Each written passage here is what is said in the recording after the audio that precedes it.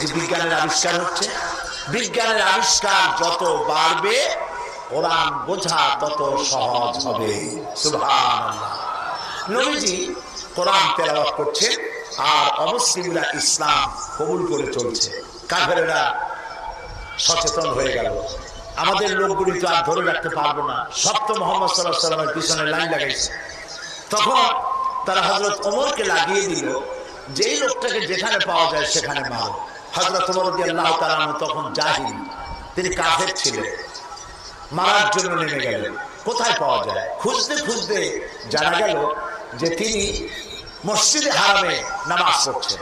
পেছনে গিয়ে ওমর দাঁড়িয়েছেন, অপেক্ষা করছেন যে ঠিক আছে নামাজ পড়তেছে, নামাজ পড়াটা শেষ হোক, তারপরে আচ্ছা তর দেখবে। নবী করিম সাল্লাল্লাহু আলাইহি ওয়াসাল্লাম নামাজের মধ্যে তেলাওয়াত করতেছেন জোরে জোরে। এখন আপনারা বুঝুন,